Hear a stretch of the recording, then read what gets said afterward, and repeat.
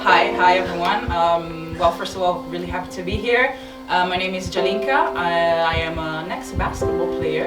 I'm reconverting into basketball still. Actually, I work at FIBA, so not very original. I remain in the same field.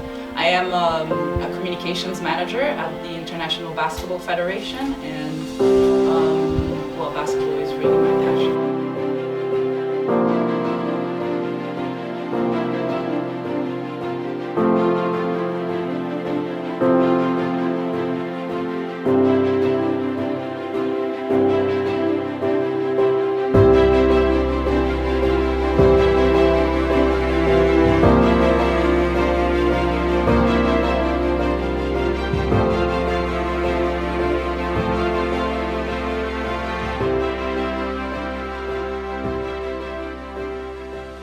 Actually quite funny because I played basketball my entire life, and when I started thinking about what I wanted to do after, basketball was not really in the picture. I actually wanted to be a vet. It's really funny because I saw a swan outside before and I got all excited. I was like, oh no, that's curious. Yeah, I don't know, I really didn't think about sports in my career at the beginning, but then it kind of just came naturally. I had this opportunity when I was still playing actually.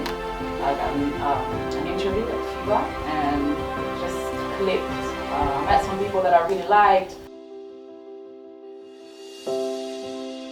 And wanted a job where I felt like I was helping someone every day, and that aligned my passion with sport and biology and physio just fit the mould. And have, as I say, done that for a decade and been very fortunate to have had the right breaks and worked really hard and made it to the Premier League. So since I've been down in England, I've worked with both Bournemouth and Arsenal. And when you get to that elite level within sports, you realise that there's so much more to these athletes than we really get to understand.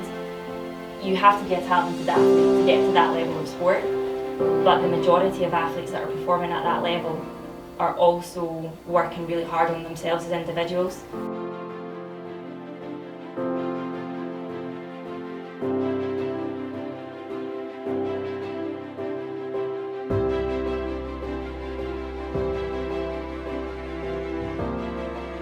To be in this Club 71 environment, all that we have to do is kind of appease ourselves, and if we're happy with the creative work that we do. This is one of the big lessons for me. I learned to work with very, very different people around the world, and one thing that really helps is, as Faith said before, it's this common goal. I think at FIBA, the idea of really building one community around basketball really helps.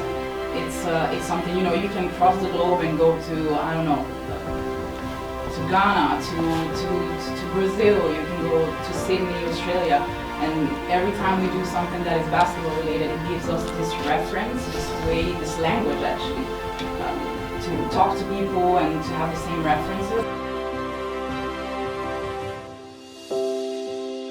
But I think that sports definitely helped me creating a routine that I followed. That's true. And I mean, the discipline, as I said before, the lessons from basketball, I think the fact of, for example, going to practice when you really don't feel like it. Like sometimes you're just at home, you're like, oh shit, it's 5, I need to go to practice, it's raining outside, it's cold, but you still have to go. These are things that when you get into the business world, it's exactly the same. Like you need to, you know, get your ideas together, go out there and make sure that you perform.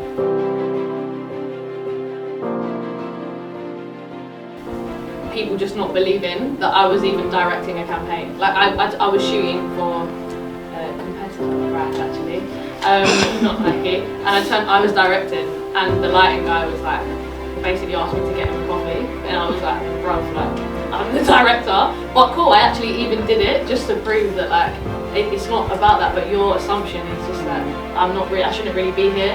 So there was a lot of that, and that got me down quite a bit at the beginning, but actually, I deserve to have been there, and it was like a change in mentality for me.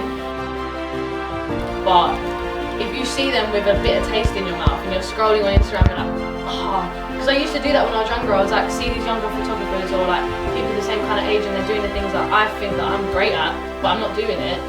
I'd be like, oh, like, I was jealous. But I realised that I need to change my mentality.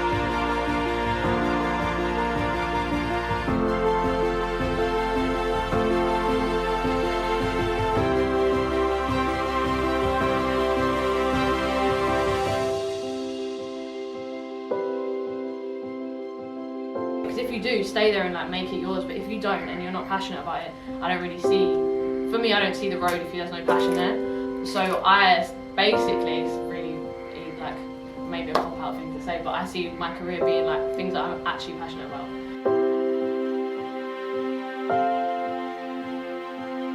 It means that creativity is not exactly part of our curriculum in school. Right, like we have a very classic type of upbringing, but I had the luck of having a mom and a dad that are very creative themselves. They really try and make me see things differently from the start. I think I had a very multicultural upbringing as well. My mom is Hungarian, my dad is from the Caribbean, so the mix is already a little bit crazy.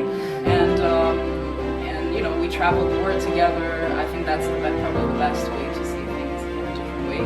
I always find like doing things that you never would do, or like that you wouldn't consider, or like even listening to music that you don't know the words to, like a different language. It's like being comfortable being uncomfortable in that sense. I have no idea what's going on, but that's when things spark, especially for me, where I have to like, my whole career is about being creative.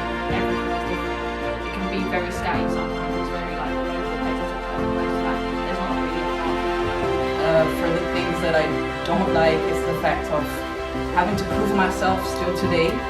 I feel that sometimes I still have to explain to people why I'm there, what I'm doing, when for other things it's very obvious